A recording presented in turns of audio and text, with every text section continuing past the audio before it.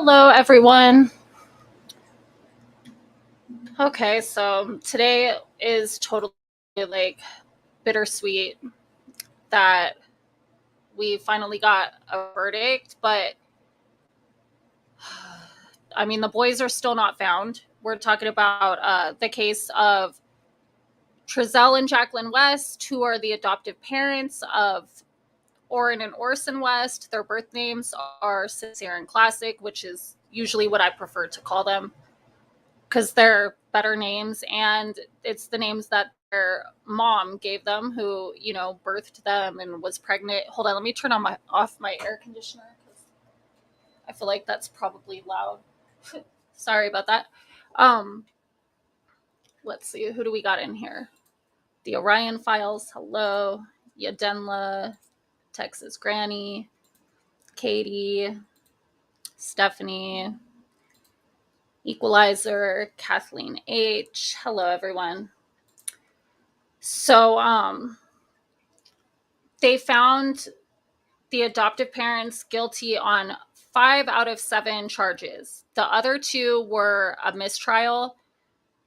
The jury could not reach an agreement on those 2. So we have guilty on count 1, 2, and 3, which pertain to the oldest child, Oren, aka Sincere, which is second-degree murder, involuntary manslaughter, and willful cruelty to a child. Then counts 4 and 5 pertain to the younger boy, Classic, or Orson. Those were conspiracy to commit first-degree murder and second-degree murder. But what's crazy about that is that when they polled the jury was 10-2 for guilty on conspiracy to commit first-degree murder.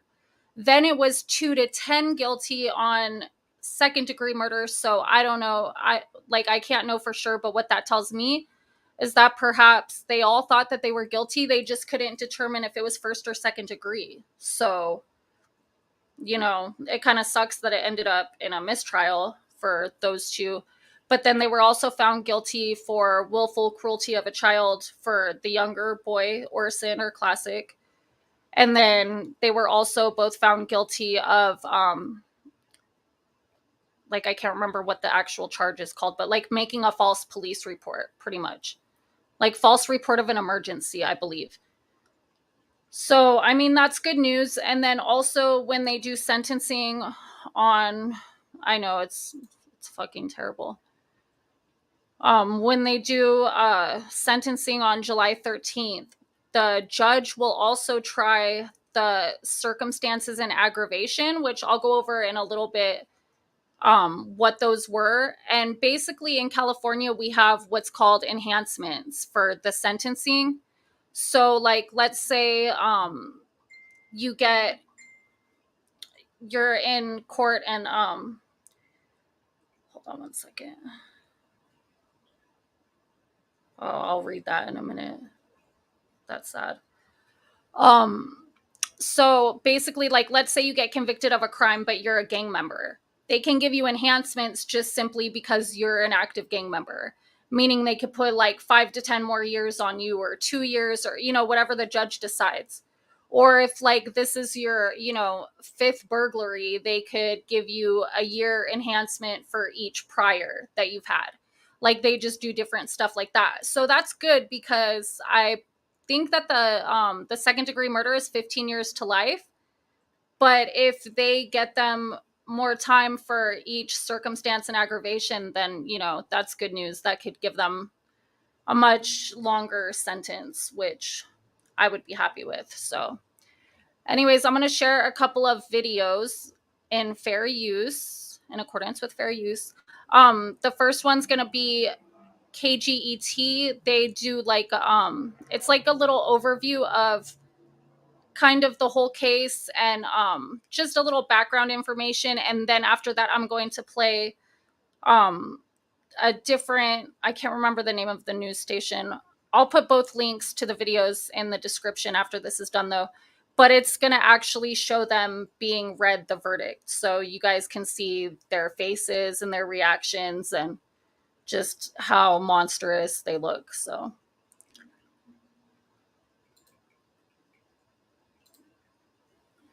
first we're going to watch this one.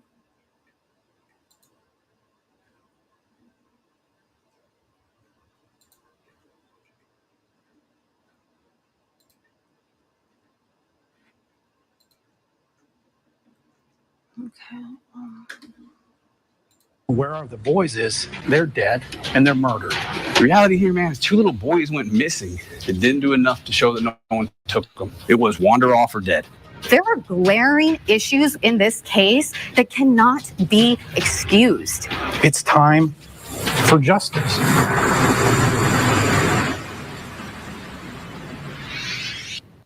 Where are the boys? It is a question that has haunted Kern County since December 21st, 2020, when 2 young brothers were reported missing out of California City. Thanks for.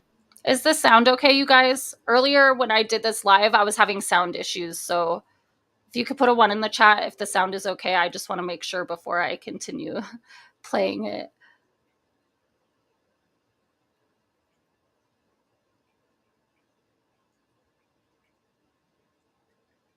Yeah, okay, good.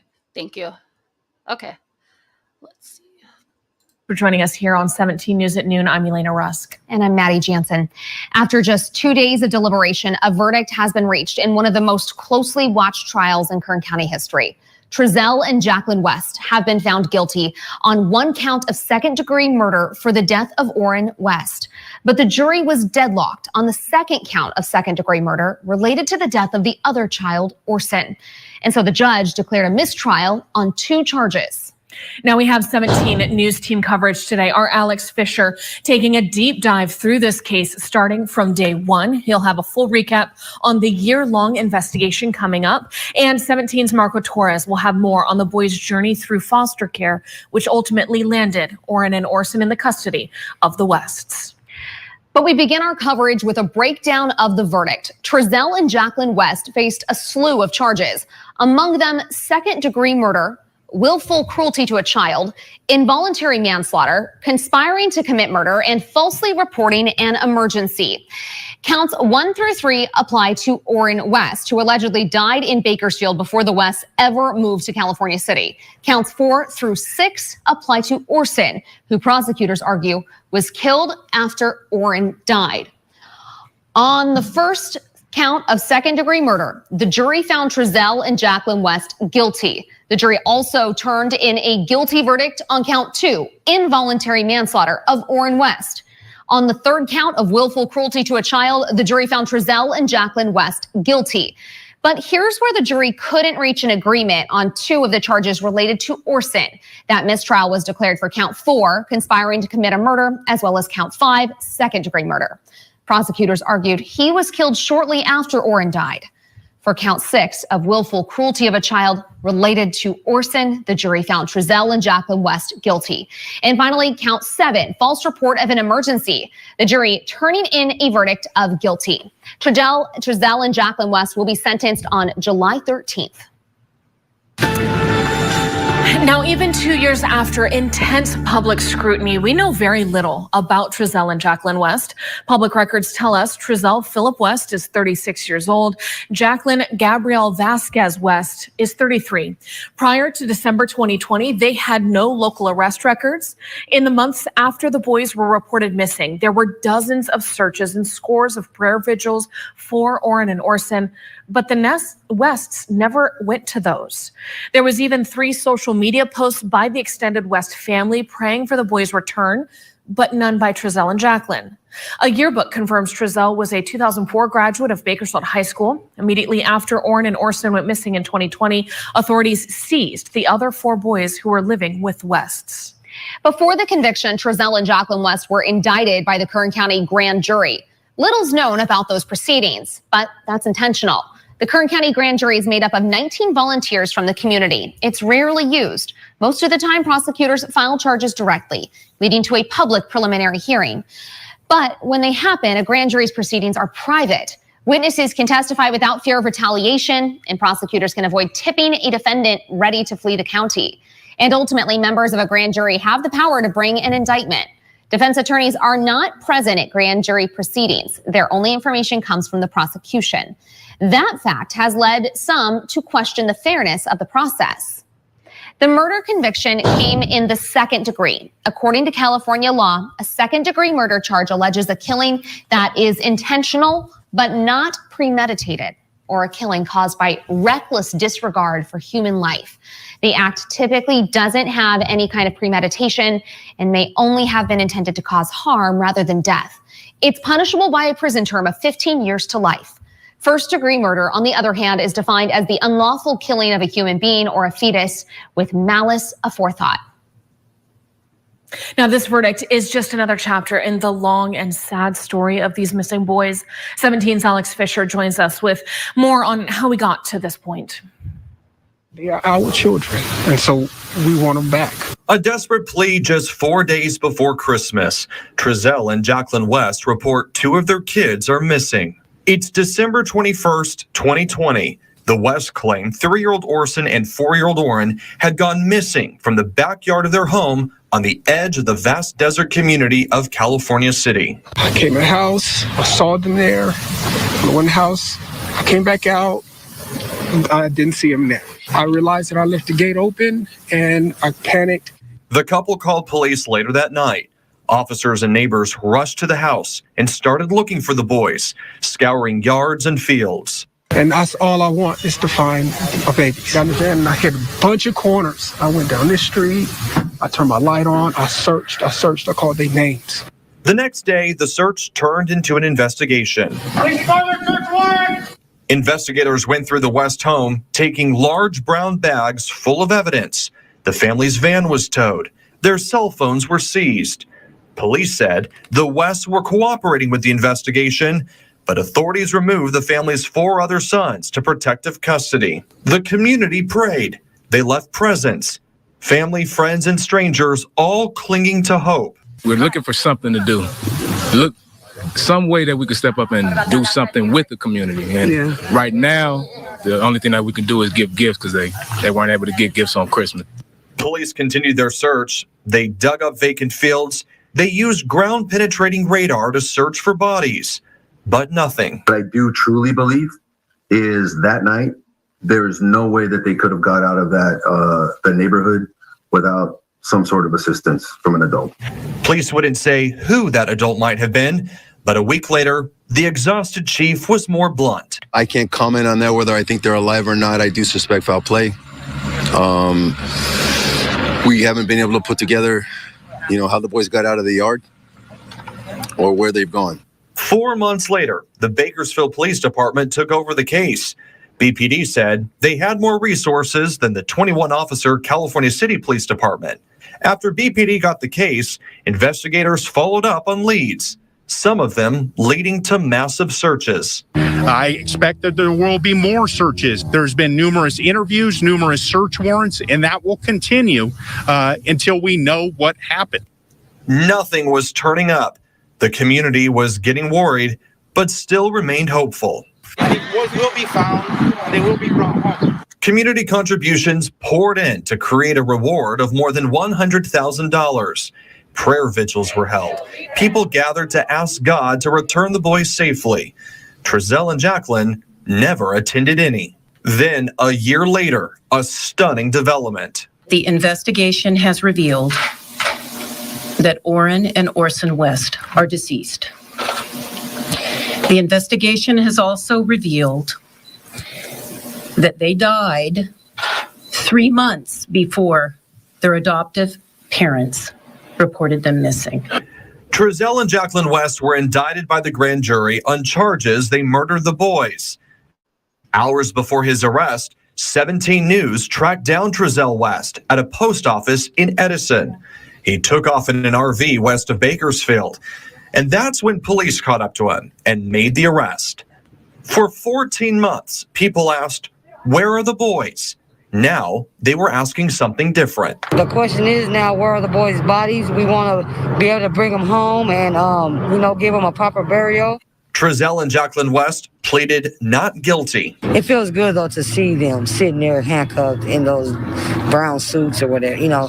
That's where they belong. The trial went on for more than a month. Witnesses said they hadn't seen the boys for months prior to them being reported missing. Ultimately, the answer to the question of where are the boys will be answered. It's that they're dead. And at the end of the case, I will ask you to return a verdict of guilty beyond a reasonable doubt as to Trezell and Jacqueline for the murders of Oren and Orson West. But the pivotal testimony came from the West's eldest biological child, who claimed he saw 4-year-old Oren's body at the family's home. They let him die. The defense argued that police focused on the West from the very beginning, ignoring other possible suspects. This was a tragic accident, is what the evidence will show. All right? They don't have an answer for it because it was tragic.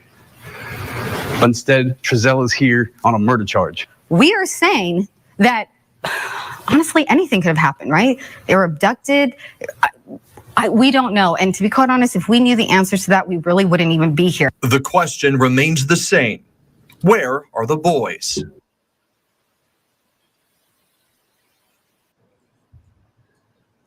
That was 17's Alex Fisher reporting. Without a body, proving that someone has committed murder is difficult, but it's not impossible. The last no-body murder conviction here in Kern County was the case of Daniel Rhodes. Last year, the Caliente man was sentenced to 40 years to life in prison for gunning down William Alford in 2019. Rhodes admitted he shot Alford after Alford forced his way into his home and threatened him. Rhodes told investigators he loaded Alford's body into his pickup and tossed it inside a large trash bin off Caliente Bodfish Road. Alford's body has never been found. Test results revealed a bullet fragment found at the scene of the shooting had DNA on it consistent with Alford's DNA profile. Now, when Orrin and Orson were reported missing in 2020, concerned citizens and businesses pledged various rewards that totaled well over $125,000.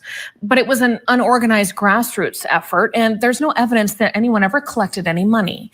There were never any consistent conditions on what was required to earn the rewards. At one point, the California City Police Department even offered $25,000 for information leading to an arrest and conviction. Cal City Police Chief Jesse Hightower confirming to 17 News no one ever came forward to claim the award money. And public interest in this trial forced the Kern County Superior Court to accommodate a fervent online audience, and with it, issues of sidestepping court media guidelines. The trial began on March 28th. Those who couldn't make it inside the courtroom could listen in through an audio stream provided by the court. Public Affairs Officer Kristen Davis told KGT that hundreds of people logged in to listen to the proceedings. The number grew over the first 3 days of the trial, reaching nearly 1,800 listeners by March 30th. With this case being highly sensitive, the judge implemented restrictions for what was allowed to be recorded, but some people didn't play by the rules. The court says there were several people illegally streaming the proceedings on other platforms. The story of the West Boys All right, well, the story of the West Boys going through foster care and then later on to adoption had many twists and turns. Here's 17's Marco Torres. Orrin and Orson West, as we know them today, weren't born with those names. Their birth names were Sincere with a C and Classic Pettis. Sincere was born on August 4th, 2016, and Classic was born June 11th, 2017. The boys were born 10 months apart to Ryan Dean and Charles Pettis. When Sincere was 3 months old, according to court documents, he was taken to Memorial Hospital for crying uncontrollably. It was discovered his leg was broken. I was at work. I noticed my baby cry wasn't normal when I got home, and I took him straight to the hospital, and they say he had a femur bone.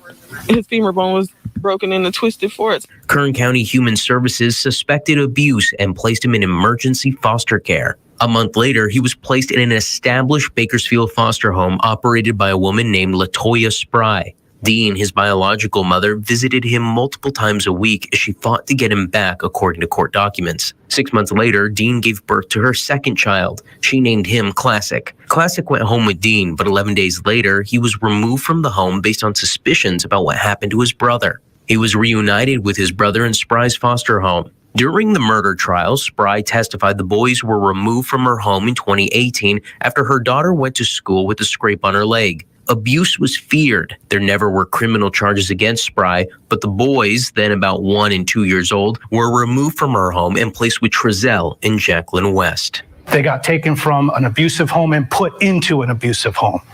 The Wests renamed Sincere Orrin West, and they renamed Classic Orson West. In 2019, the boys were formally adopted by the West family. The next year, in December of 2020, both Orrin and Orson were reported missing by Trezell and Jacqueline West. They were 3 and 4 years old. Marco Torres, 17 News. 17 News has followed this case since the very beginning. For complete coverage, just head to our website, kget.com.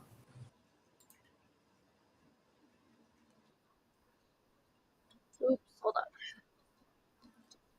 Okay, so, yeah, that's like kind of a little bit of a background. The biological mom, Ryan Dean, like that's what got me in the first place, because when I heard her first interview, I was just like, my heart, you know? Like, just the fact that they had already been taken away from her, so she suffered that loss that one time. Well, actually, two, if you include the fact that there was the first child taken from her, and then they removed the second child after she had him. And then come to find out this is what the people they placed them with did, you know, just for them to go missing and everything. It's like, if they were with her, none of this would have happened, you know? And as a mother, it's like, that would absolutely devastate me. So I actually was sent, she had made a post on Facebook 4 hours ago that I'm going to read. It says, I am happy for justice, but I am hurt to sit there and look at those monsters still not shedding a tear. I hope y'all rot in that MF 100. I appreciate everyone that stood 10 toes down, even when my mixed emotions got in the way. Thanks to everyone who ever talked about or supported the situation with my boys. All I wanted to hear was they guilty, and we got that answer, but I just don't understand why my babies, man. Justice is served. So that's what Ryan Dean had to say about it. You know, let me see. There was a couple things in the comments that I just wanted to reiterate here. Yeah, they still haven't found the bodies. And yeah, we knew that they were lying from the very first interview. There was just something not right about it. And then when I was listening to the trial and to hear the way that they answered questions when the police interviewed them, it was just fucking heartless. Like Jacqueline said herself, like, oh, it's different with the adopted kids than the biological kids. And, you know, like, just, there was no feeling there, like no motherly compassion, nothing. Like most of us who are mothers, we still, even if a child is not ours, we still care about it like it's a child. You know what I'm saying? So, and yeah, the death penalty in California, I mean, we could sentence the death penalty, but it's pointless because it's been completely dismantled. So, you know, let's see.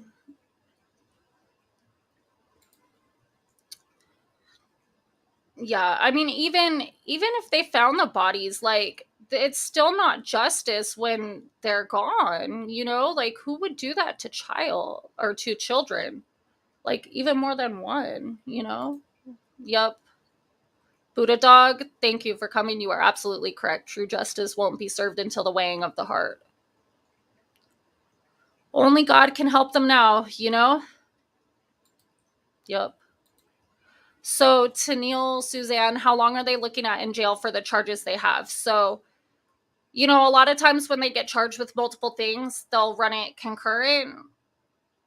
It would have been consecutive had they been found guilty for both kids. Then they would have done the one count and the other one. I'm sure that probably the maximum out of all their charges they were found guilty on is 15 to life for the second degree murder. However, they're going to do a trial for the circumstances in aggravation, and that's going to be with the sentencing on July 13th. So that means that they're going to add enhancements to the sentence. And that's not a jury trial, that's just the judge. So I'm sure that he will, you know, hopefully give them the maximum amount of time that he can for each circumstance in aggravation. So yeah, and then it's like, what's sad, Texas Granny, she said so many bad foster homes. It's sad. What's the most sad about that is the first foster home that they were in, they had a good foster mom. They were happy. We've seen videos of them smiling and laughing. They were cared for as if they were her children. They were a part of the family. And they saw their mom all the time, you know, and it's like, she had actually, right before she was going to lose her parental rights, she had asked the other foster mom if she would consider adopting them. And I'm pretty sure she was going to. And then they took them away based on some bullshit from the other foster mom. Didn't remove the other foster kids in the home, just these two, and put them Trezell and Jacqueline. It's like they were failed just so many times, one after another, by like everybody all the time. And I don't understand why their lives had to be like deduced to this, you know? Thank you, Graham Knott, for the $5. I appreciate it. Babs forever. I don't think I've seen you in here before, but thank you and welcome. I'm glad that you're here. So, yeah, people do hate baby killers. You know, you got to hope that they get some kind of like prison justice for reals. So, okay, now I'm going to let you guys actually see the way that they reacted to their verdicts being read. So, let's see, share my screen again.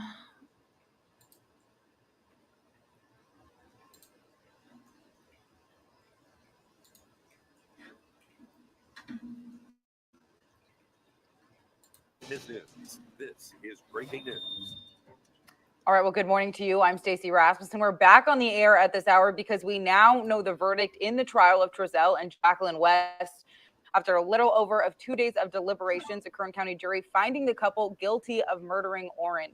The jury could not reach a verdict on Orson, but let's go over all of the charges real quick. So we have guilty on second-degree murder, again, for Orrin, involuntary manslaughter, willful cruelty to a child. That one's twice. So 2 charges of willful cruelty of a child and false report of an emergency. That's guilty for both Trezell and Jacqueline. Now, the jury could not come to a conclusion on 1 count of second-degree murder. So that's for the other child, Orson, as well as conspire to commit a crime. So at that point, we have no decisions made on those 2. They could not come up with a decision. And they said that despite if they were to continue to discuss more, that they don't think they could come up with an outcome. But those original charges that we read, the big one being that they were found guilty of 1 count of second-degree murder. Those decisions were being read out loud just moments ago inside of a downtown Bakersfield courtroom. And this comes nearly 2.5 years since the toddlers were reported missing from the West home in California City. The verdict, a long time coming for family members and loved ones, and honestly, community members who have rallied together trying to find out where these boys were. So yes, like I said, it's come after a big decision coming, but I am joined now with our evening anchor, Michael Patterson. And Michael, we have a lot to unravel here. This is arguably one of the most closely watched trials in Kern County history. Yeah, I mean, there is, without a doubt, it goes without saying that there has been a lot of attention on this case, not just from local media, but we're talking national media. There's been a lot of conversation on social media as well. This is a case that is going to be sitting in the minds of many people in this community and around the state of California for a really long time. Absolutely. And even to the fact of, yes, people, you know, have rallied around trying to find where the boys. So that's where it started. There was national people trying to find where these boys were. There was billboards put out across the country. And then it turned into, okay, what happened? Who murdered these boys when the DA's office came out with the conclusion that they thought that these boys were murdered. And now we are finally getting kind of some closure to what kind of has gone on. And yeah, I mean, in a way, you do talk about it. This case has been going on for, I mean, almost 2.5 years at this point. And you talk about closure, but there are still some questions being asked because, like you mentioned, not all of those charges being found guilty on. Each of the parents facing 7 charges there, and 2 of those, the jury unable to reach a verdict, like you mentioned. If we're able to bring up that list of charges right here on the screen again, unfortunately, we don't hear right at this moment. But like you did mention, each of those parents facing 7 charges, finding guilty on 5 of them. Again, the 2 they are not found, the jury unable to find a verdict on, was that one of those counts of second-degree murder for Orson, as well as that situation there. And it is many people asking questions at this point now on social media. I have Twitter feeds pulled up, and a lot of people just wondering why not all 7 of those cases, the jury wasn't able to find that. Yeah, absolutely. And we have some video coming in now with some team coverage as well. So we've been following this historic verdict. I mean, now having some of these answers, and like you said, we want to take a listen into the verdict of what was actually being read in that courthouse after what we just told you. The people of the state of California versus Trezell West, case BF 188-340A Verdict. Bakersfield, California, May 18, 2023. First count. We, the jury, impaneled to try the above entitled case, find the defendant, Trezell West, guilty of felony, to wit, murder in the second degree. What the fuck was that weird ass face twitch? Did you guys see that shit? Like, what was that? Like, fucking weird. Like, did he really think it was gonna be anything different than that? Like, come on, man. Like, that's about the most reaction you're gonna get out of him, is that little fucking face twitch. Like, that weird ass shit. It's weird. Like, totally heartless. Anyways, okay. In violation of Section 187, A of the Penal Code as charged in the first count of the indictment. Signed, foreperson. Second count. We, the jury, impaneled to try the above entitled case, find the defendant, Trezell West, guilty of felony, to wit, involuntary manslaughter, in violation of Section 192, B of the Penal Code as charged in the second count of the indictment. Signed, foreperson. Third count. We, the jury, impaneled to try the above entitled case, find the defendant, Trezell West, guilty of felony, to wit, willful cruelty to a child, in violation of Section 273A, of the Penal Code as charged in the third count of the indictment. Signed, foreperson. I feel like he almost doesn't believe it. Like, you could tell he's straight up detached from whatever's going on in front of his face right now. He checked out. Like Trezell's body is there, but his consciousness, like, he's probably having a whole fucking out of body experience. Like, that shit went elsewhere because he's just like blank as fuck. And I don't get that. Like, you would think you'd be upset if you were innocent, right? I would. I'd be like, I would at least make some kind of fucking facial expression, like in disbelief, like, oh my God, I can't believe that they're actually going to do this to me when I didn't do shit. Like, wouldn't you be pissed? Or, like, there would be a sign of something. I'm just saying. Sixth count. We, the jury, impaneled to try the above entitled case, find the defendant, Trezell West, guilty of felony, to wit, willful cruelty to child, in violation of Section 273A, of the Penal Code as charged in the sixth count of the indictment. Signed, foreperson. Seventh count. We, the jury, impaneled to try the above entitled case, find the defendant, Trezell West, guilty of misdemeanor, to wit, false report of an emergency, in violation of Section 148.3, A of the Penal Code as charged in the seventh count of the indictment. Signed, foreperson. Ladies and gentlemen of the jury, is this your true verdict as read? Yes, Your Honor. Mr. Smith, is there any reason why the court should not accept the verdict as to Mr. Trezell West? No, Your Honor. Mr. Hennessy, No, Your Honor. the court accepts the verdict. Would either counsel like the jury to be polled in regard to the verdicts for Trezell West? Yes, Your Honor. We can only Would you hope. like me to do that per count or just as to the verdict? You can do that to the verdict. What I'm going to ask you, ladies and gentlemen of the jury, I'll go one by one, and the question will be, is this your true and correct verdict as read in regard to each count that you made a finding for Mr. Trezell West? Juror number one? Yes. Juror number two? Yes. Number three? Yes. Number four? Yes. Number five? Yes. Number six? Number seven? Number eight? Yes. Number nine? Yes. Number 10? Yes. Number 11? Yes. Number 12? Yes. Mr. Hennessy, is that satisfactory? Yes. Is there any reason why, in regard to Trezell West, the jury could not be excused?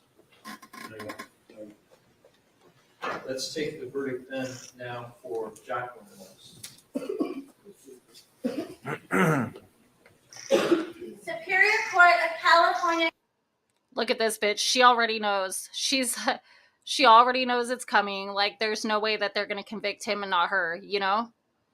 And her face is just like, like, she just looks fucking like disgusted, I feel like, more so than even remorseful, sad, angry. Like, she just looks like, which is how she's been like the whole time. Like this is just such a fucking bother to her, you know? I can't stand this bitch's fucking face. Anyways. County of Kern. The people of the state of California versus Jacqueline West. Case BF 188340. Verdict. Bakersfield, California, May 18, 2023. First count. We, the jury, impaneled to try the above entitled case, find the defendant, Jacqueline West, guilty of felony, to wit, murder in the second degree, in violation of Section 187, Parent A of the Penal Code as charged in the first count of the indictment. Signed, foreperson. Look at her breathing. It's like all of a sudden, like, you could see her chest moving and shit. Like, yeah, bitch. This is what the fuck happens when you take little fucking boys into your home that needed fucking love, and this is what you do to them, dumbass. Like... Second count. We, the jury, impaneled to try the above entitled case, find the defendant, Jacqueline West, guilty of felony, to wit, involuntary manslaughter, in violation of Section 192, Parent B of the Penal Code as charged in the second count of the indictment. Signed, foreperson. Third count. We, the jury, impaneled to try the above entitled case, find the defendant, Jacqueline West, guilty of felony, to wit, willful cruelty to a child, in violation of Section 273A, Parent A of the Penal Code, as charged in the third count of the indictment. Signed, foreperson. Sixth count.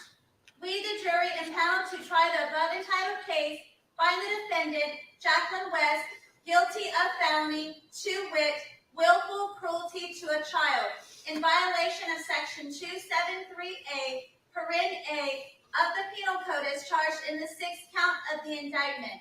Signed, foreperson. Seventh count.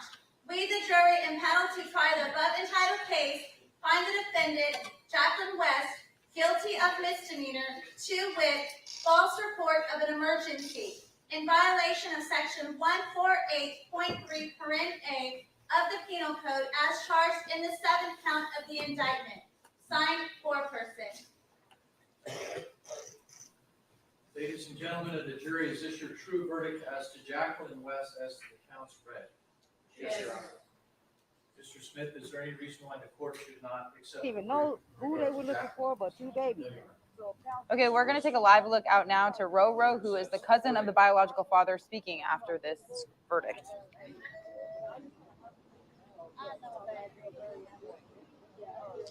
Stacey, it was a packed courtroom, people filling the hallway. You could hear cheers.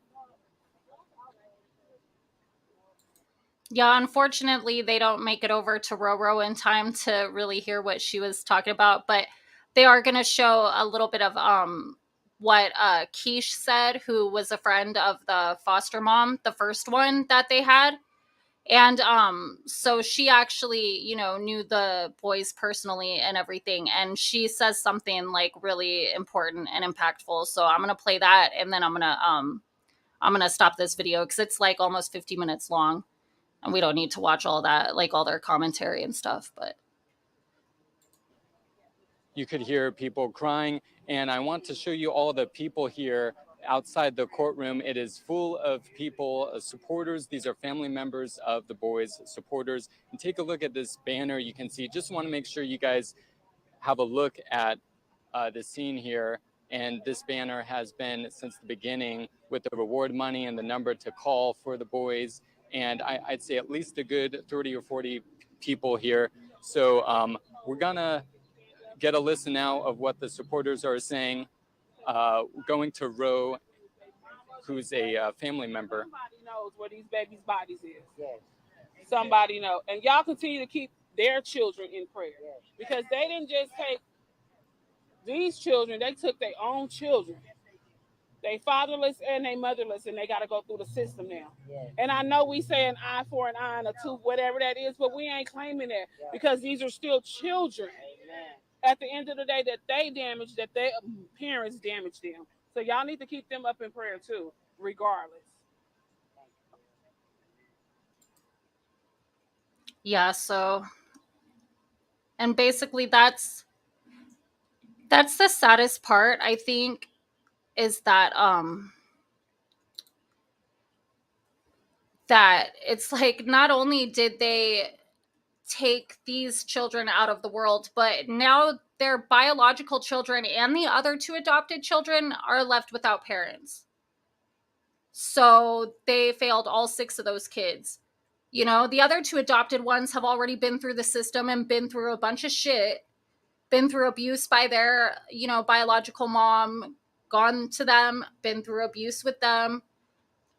And then now I can only hope to God that, like, they're wherever the home that they're in now or wherever they may go, that they don't have to experience that again. And then their biological children who they treated so differently and so much more loving and like didn't abuse, didn't hurt. Those ones now, they have to sit there in prison and think about, I wonder what's happening to our kids now, And that's not fair. Like, I hope that they never have to experience that. Not only that, but the oldest biological son is the one who gave the damning testimony. Like, if it wasn't for him, they wouldn't be in jail right now. He's the reason. So they also have to live with that, the fact that their own kid told on them, because luckily he has a fucking conscience, unlike them. And then he's going to have to live with that guilt and that, like, just there's so much, like, so many dynamics to the whole thing that it makes me really sad. It makes me sick to my stomach, to be honest. Like, so yeah. So that's, he was definitely brave. What's crazy is that I was actually worried about his testimony because they had him initially. He said that he didn't know anything, that he just knew he hadn't seen the other 2 boys for a couple of months, right? He said that they were with Jacqueline's mom the first time he was interviewed. And the second time he was interviewed, it was just like, oh, well, we don't know where they are. All 4 boys said that. But there was a point in time when he was with the first foster mom that they were with. This is about a week after the boys were reported missing. And he came across Jacqueline and Trezell's interview on YouTube. He was playing with a tablet at his foster home because they were already removed. And he came across the interview and he said, my dad's lying. Why is my dad telling a story and lying right now? Because he knew what really happened. And so apparently he reported that to the foster mom, that he saw the interview and that his dad was telling a lie. And so the foster mom told, the social worker, and then they had the forensic interviewer come back and interview him again. And that's when she interviewed all the kids again. And that's when a lot of the abuse stuff was disclosed, like how they would make them take cold showers if they wet the bed, and which mostly one of the other adopted boys, not one of these 2, but one of the other ones, is the one who got the cold showers the most often, because he was like, I believe 6 or 8 or something at the time. I think 6. And he would wet the bed once in a while. And then they would put like diapers on him, like size 6 baby diapers, not even pull-ups or nothing. Give him cold showers. Like, and then the biological boys started talking about how they didn't usually get in trouble, but sometimes the other kids would get in trouble.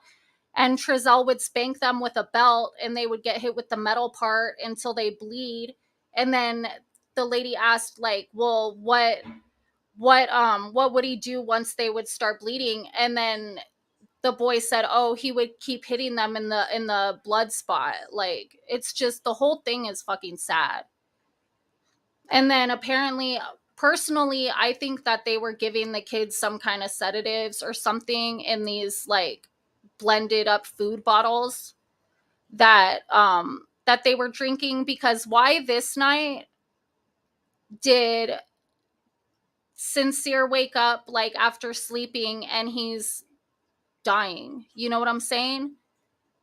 But the night before he had ate all the food from his bottle. They blended up the food because they were chewing with their mouths open, the boys were, and then they gave them the food in the bottle. And he had drank all his and then took his little brother's also. So to me, that says, like, was there something in it that now he had too much, like he double dosed, and that's why he died? Because it doesn't make, it's like, why did he die the next morning? You know? And the boy also said that, because the lady asked, well, what happened when he stole the bottle from his little brother? What did your parents do? And then he said, oh, my dad told the younger one to hit him, like, in retaliation for it. So it's like, did he get hit too hard, or did, you know what I'm saying? Like, we just don't know, and I don't think we ever will, unfortunately, because the boy didn't see, like, I mean, he's too young anyways to really know all those details. But to me, yeah, it totally seems like a double dose of something. There's no other real, to me, like, explanation why that would have happened the next morning, you know? So, I mean, that's my theory. And then I can only fucking imagine what they did with Classic, because there was just not enough evidence, which is why it was a mistrial for the 2, you know, homicide related charges for the youngest one. Because there just wasn't enough evidence to conclude what happened, to say, is it conspiracy to commit first degree? Is it second degree? Is, you know, did nothing happen to him? Like, there's literally no answers on that. They just, all the boys just know that one day around the time that they were moving to the California City home, he was gone.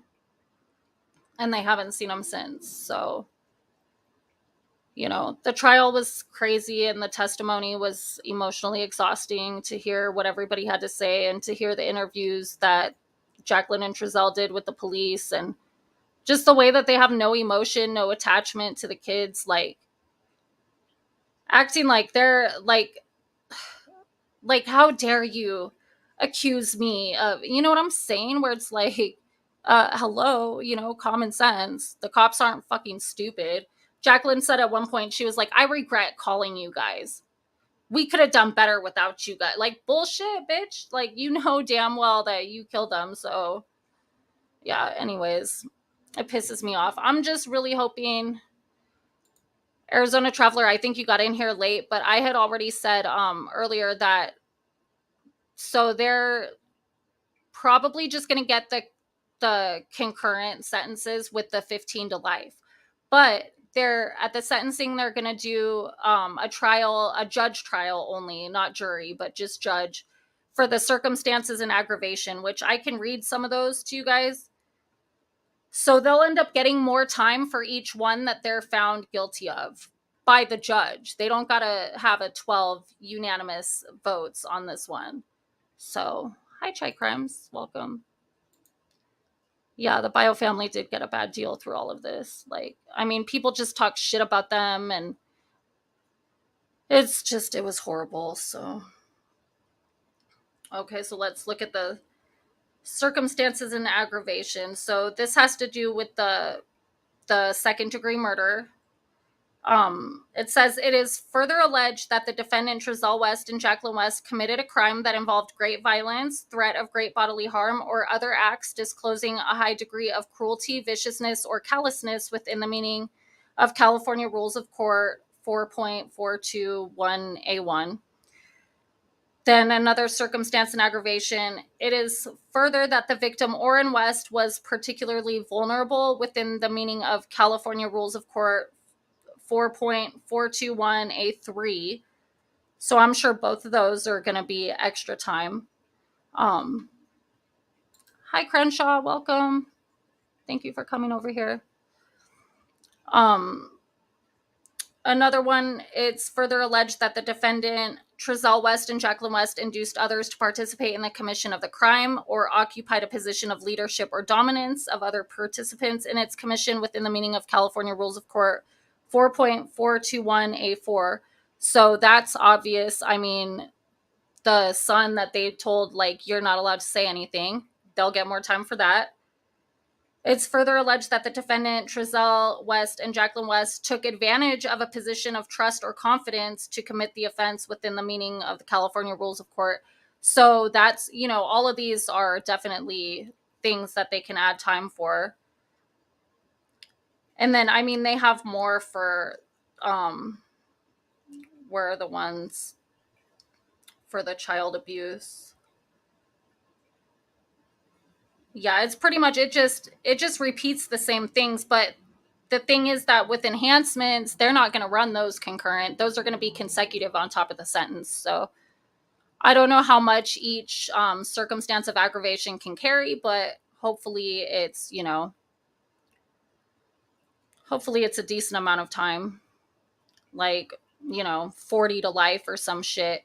I know somebody who was sentenced to 11 years one time, and he got so many enhancements for like gang affiliation and priors and different things that it ended up being 51 years. So, or 57 years, one of the two, something like that. So they can turn like a smaller sentence into something major where they'll never get out, So yeah, I don't know. I'll put the link in chat if anyone wants to come up and say anything, and then if not, then I'm probably going to end this soon. But yeah, just in case.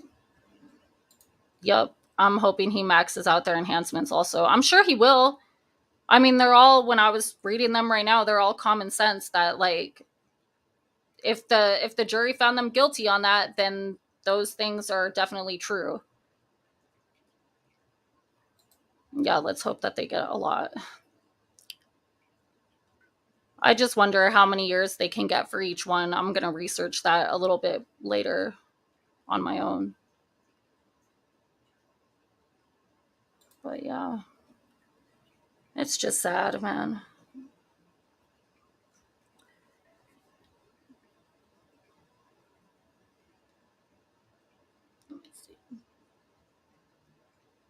Okay.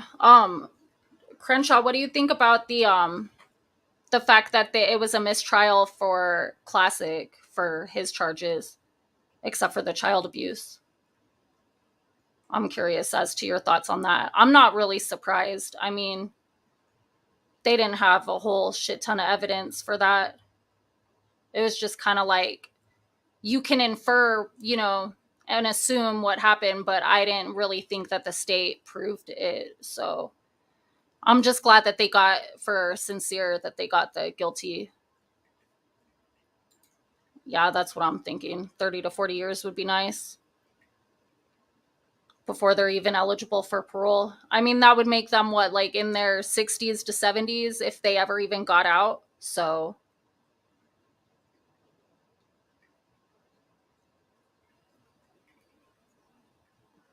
I wish they were found guilty on like everything, but what's crazy though is the whole, like, the jury poll. So it was 10-2 guilty. Here's what like trips me out. 10-2 guilty versus not guilty. So 10 people thought that they were guilty for conspiracy to commit first-degree murder.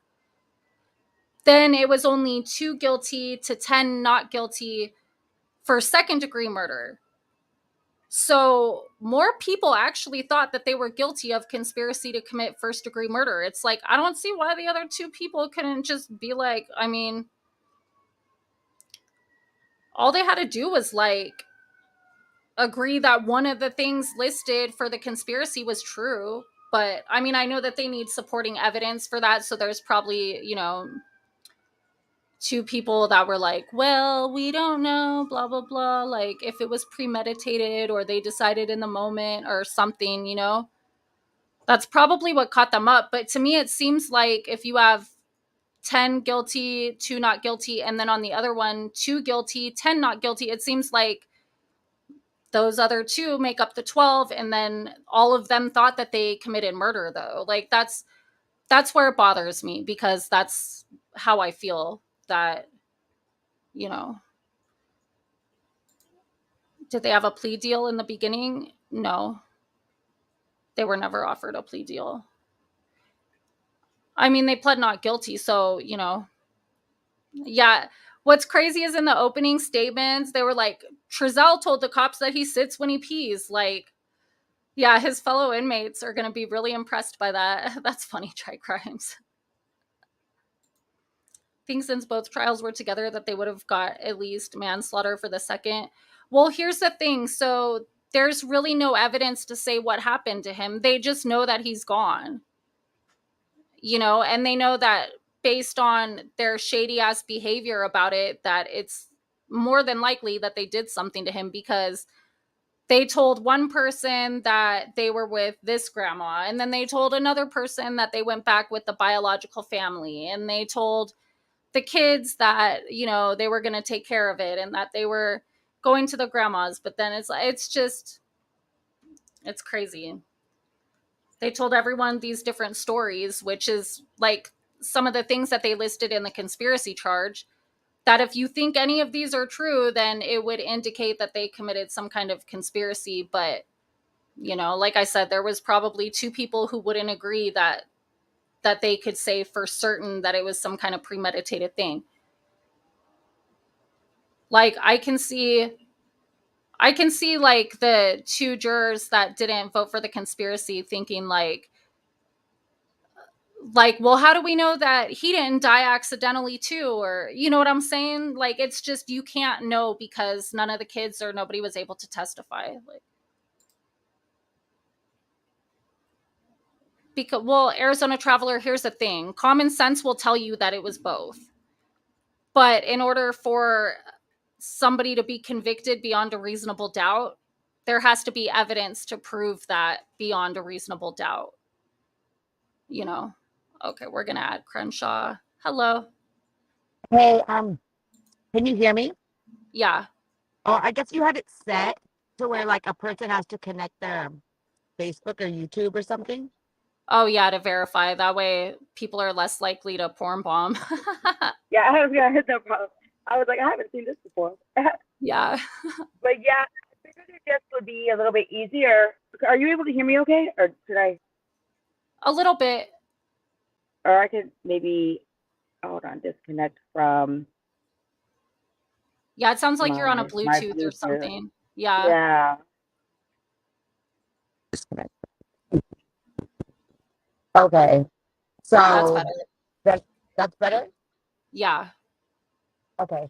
I was just gonna say that I figured I would join because I know that's it's like a complicated question with a complicated answer about how I feel. Honestly, when I was listening to it today and I heard the very first guilty, it was almost like I was holding weights and somebody just took them from me. You know what I mean? It was like overwhelmingly like joyful because even though we've been hoping and praying and we know in our hearts, it was such an uncertainty on if the jury, who doesn't know all that we know, are going to see it for what it really is, because there's so much that was not included in the trial. Mm-hmm. That never got a chance to come out for various reasons. And so I'm so grateful and fortunate that we got the outcome that we did. It's kind of the best case scenario because they allowed them to give a verdict and be hung on only 2 of the charges, allowing them to go about it this way versus the whole thing is a hung jury. And that means, we have to go through the trial process all over again, which would be a nightmare. That's true. So, yeah. Oh, thank you so much, Lincoln Kane, for the $100 super chat. I appreciate it. So it's just so amazing that we were able to, it's a win. I see it as a win and I see it as a victory. I understand why they would be hung. I can't say me too. I'm surprised. As a matter of fact, Duty Ron Lester messaged me and he was like, well, what do you think? And let me go in my message. And I said, based on the questions that the jury was asking the judge today, I'm fairly confident they're going to find them guilty on counts 1, 2, 3, and 7. Probably count 4. I'm hopeful also 5 and 6, but those are the only ones I'm nervous about. And that basically ended up being what it was. And I just, I still have hope that we'll get the conviction on that as well. I know, me too. I don't know. I mean, somebody asked, do you think if they tell where the bodies are, they'll get less time? But I don't see them telling because of the fact that then they would have to admit guilt, you know? Right, and their whole thing is not guilty, because when you claim not guilty, they're probably gonna try to get an appeal somehow, some way, even though, we'll be right there to, that's not gonna happen. But if they've been claiming not guilty the whole time, that kind of changes everything, because then you're changing your plea to a guilty plea. It happens. I mean, I've seen it done. I've seen it done where they, in the middle of it, someone's saying not guilty, and then once trial starts, they're like, oh shit, I don't want all this stuff coming out. Honestly, I don't know how they let their children have to go through that. If I was them, I would have been like, okay, just give me is a plea deal still on the table? I'm not putting my children through this. But they didn't even care about that. So yeah, you would think, but I mean, they're fucking heartless. Like, Trezell just had some weird ass face twitch when they read the verdict to him, and then Jacqueline, you could tell she already knew. Like, I don't know. I just felt annoyed. She looked annoyed, like, yeah, like, you believe this shit, like, is what she wanted to say. That's exactly how I felt about her reaction. Yeah, I'm gonna add someone to the stream. This is my friend Jim Terry. Okay. Hi Jim. He's a private investigator, so he's done like missing persons cases and stuff like that. Hey Jim. Oh, awesome. Hi. How are you? Who's this broad with the booty shorts on in the little photo there? Who is this? That's Crenshaw Incorporated. Crenshaw, like California, like Crenshaw Boulevard? Yes, that is in fact my last name. Uh-huh. Are you related? I mean, is that your family the street is named after? I mean, if we were gonna go, I mean, technically it probably was a slave name or something. I don't know. But my last name is Crenshaw, just like the boulevard. Yeah. Were you a slave? Hey, my family is the one that named the street, though. Were you ever a slave?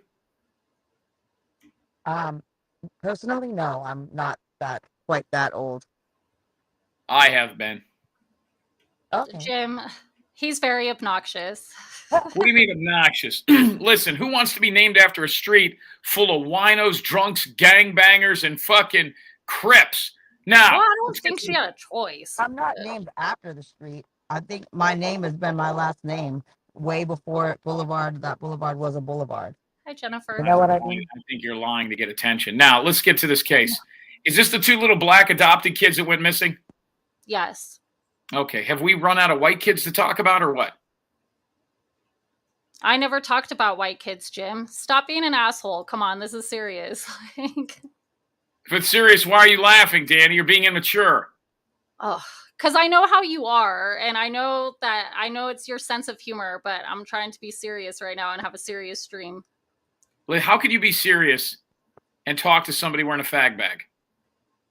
I love her, Jim. Let's see what she looks like. She's cute. I know, I could tell. She has a channel you could see her face all over it and stuff. What's it called? Crenshaw Incorporated. I'm going to go check it out while I got you here. I'll be the judge of that. So they sentenced these fucking assholes? Yes. Well, no, they didn't sentence them. They read the verdict.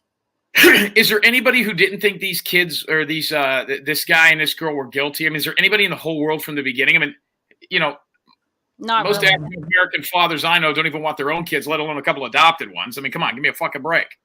Jim. What? Come on. Am I wrong? That's what you told me. All right. I did not say that. Incorporated. Oh, I found it. It's a good-looking channel. There's no way this girl's an African-American chick. All right. She Native American or what's? She got good hair. She's very light-skinned. She must be Creole or something. I'm black and white.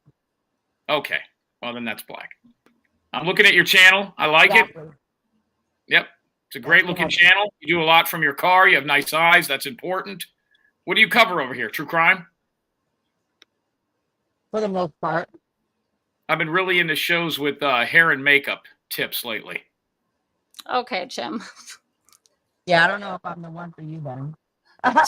Don't do a whole lot of that. I mean, on a lot. I'm like, we're gonna just remove Jim like he always does to me on his show randomly, like suddenly. Anyways. So yeah.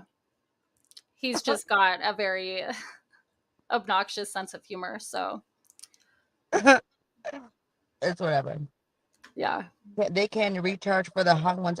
Okay, so someone said if they find the bodies, they can recharge for the hung ones, right? I mean, technically, if they were to find their bodies before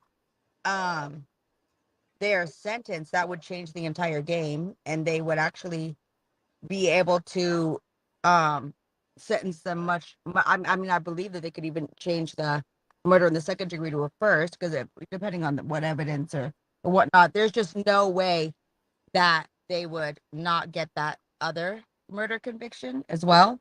But as it stands right now, they have guilty for murder in the second degree, guilty for involuntary manslaughter, in addition to the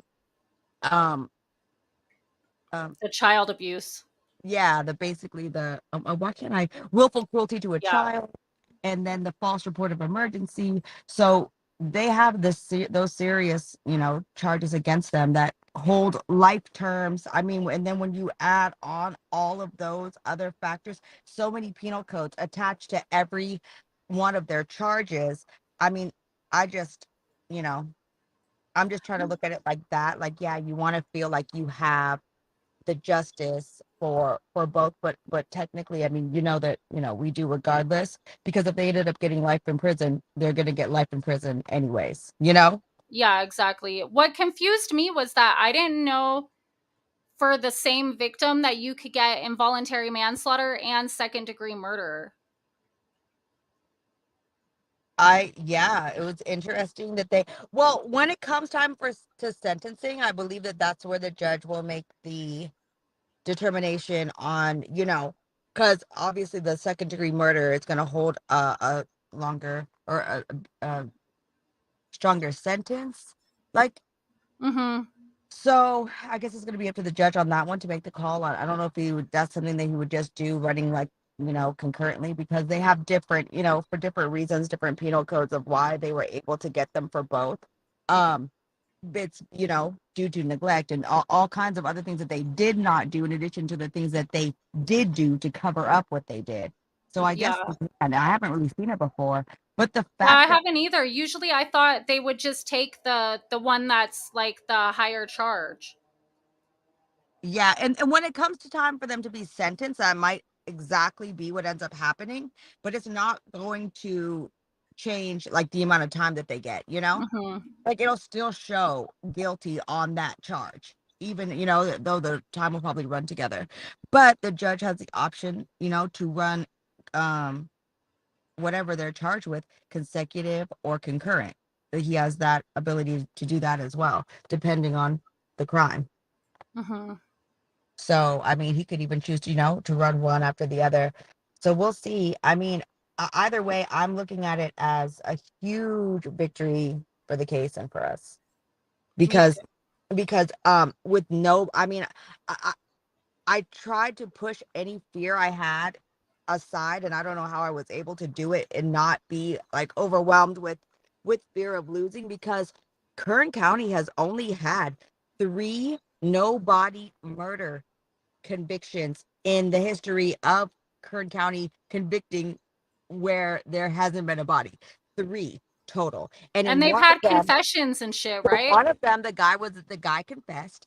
And in the other one, there was an overwhelming amount of DNA evidence as well as circumstantial. They basically had a whole crime scene. They just didn't have a body, right? So it's basically like you knew that they were going to be found guilty even without the body. This is the first time ever. And that's what was so scary. And that's why I just feel like that God is involved with that, and that there's not we're so fortunate that outcome went the way that it did because it could have went a whole different way for a multitude of reasons. I'm just I was nervous. Like I told you in the text messages, like I just don't know, you know? Like I mean, I know that I could tell what happened. I know that they're guilty, but like is the jury based on only the evidence? Are they going to think that? I don't know. But right. I'm glad that they did though. Yeah.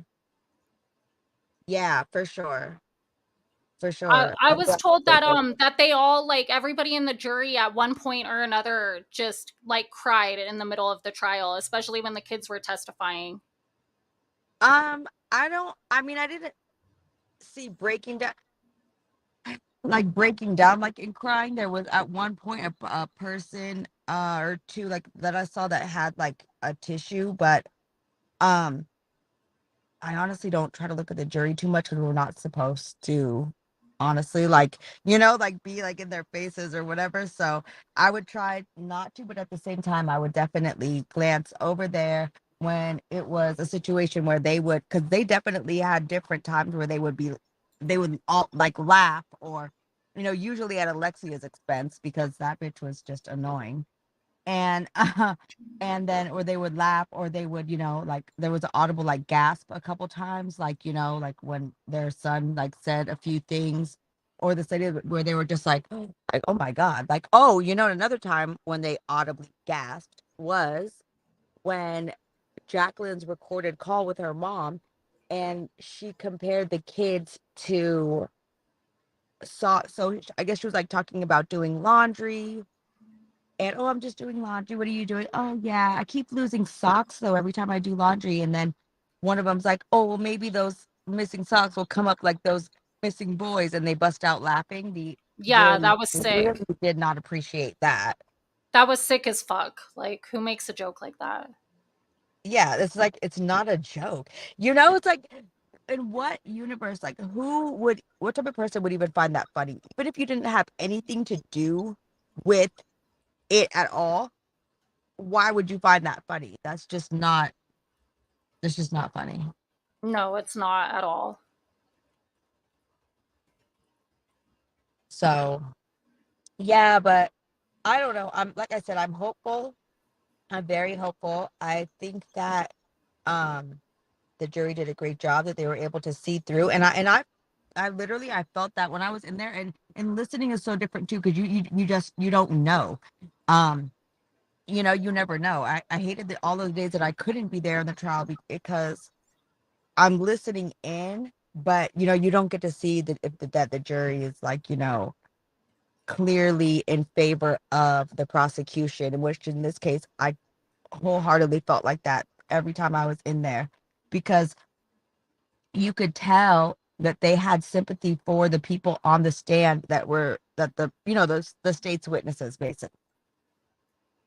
And that they didn't and then the defense, oh my God, just throw their whole argument away. Like every person that they brought up was a train wreck for them. It went bad. It actually made the prosecution's case stronger and even look better.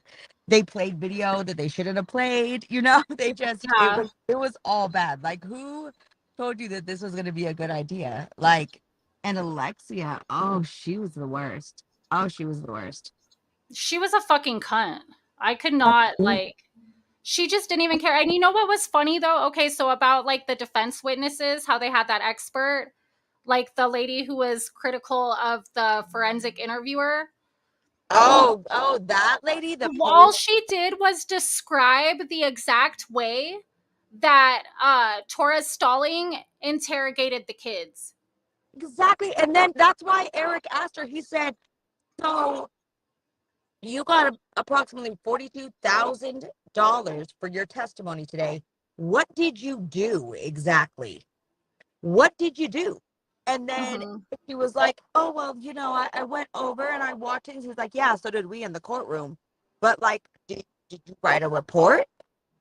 Well, I have notes. I didn't get your notes. And I would have loved every minute of that because they busted all of the California City Police Departments. They busted their balls every chance that they got about not writing a report. And I'm like, listen, Should they have written reports? I guess, yeah, sure. But in the big scheme of things, they were on that. They were on it immediately. They knew that they were lying. Act 1, Scene 1, that same night. They called in reinforcements like the FBI, Kern County, Bakersfield Police Department, and their CSI unit, had them out there right away. We're interviewing the kids at Wanda's house bright and early the next morning, wearing their body cams. We saw all of the footage. So I care more about that than them just going back to the office and spending those hours writing reports, right? Yeah. I mean, they did a lot more than was expected than, I think a lot of us expected that they did. And so I was really actually happy to see that as well. Me I have too. to give credit where credit is due. And so they did yeah, Dr. Google and Dr. Copy Paste. Yeah, she's No shit. what is it? Yeah, she's a plagiarist on top of everything else. And this random person that they paid 42,000, someone $42,000. Yeah, They'll that tell bitch them, got they'll paid a get good on the stand fucking and say money. anything you want them to say. Yeah. So my laptop is literally about to die. Oh yeah, that's fine. I just wanted to come up So and say yeah, that. I'm like, I hate to cut this short, but I have no ports to plug it into. I thought that it got charged by my second monitor. I'm It's about to supposed son. to, but I'm like, I don't know why it's saying that it's dying when I have it plugged into the like USB-C port, like to the second monitor. You know what I'm saying? Yeah. It's supposed to charge it. I don't know. But anyways, so I don't know if I'm gonna go live or are not, you but gonna go live later? No, yeah. I'm thinking about it. If I do, it's gonna be like a shorter one because I've got like running around to do. So, but yeah, it was nice to come up and talk to you and to just like say that with the verdict. Like I said, I still have high hopes that we'll even get guilty on at least one. And even if worst case scenario on as far as that goes, and if we don't, I mean, it probably wouldn't have affected because I'm expecting them to. I hope that they die in prison. Honestly, that's the Me plan. too. I hope they get prison justice. Yeah, either. I mean, be it that or old age. I don't care as long as they're never free again. Exactly. But those babies lost their entire lives. 100%. So, I agree. but I'll let you get off of it. Thanks for having me up. Thanks for coming up here. And everywhere. Yeah, I'll be around. Alrighty, if you go live, I'll see you over there. Okay, bye. Bye. Okay, everyone. So yeah, I had like logged in from my laptop or my cell phone really quick just in case it cut me off, but I don't like going live on StreamYard from the phone because it's a lot harder. So anyways, yeah, if everybody could hit the thumbs up, thank you so much. And thanks for coming to share this day with me. And thank you to Lincoln Kane for the $100 super chat. That's very, very generous of you. And Graham Knott for the $5 super chat. I love your guys' Australian money. That's very, very sweet though. I appreciate it. And yeah, is there anything else I want to say on my way out?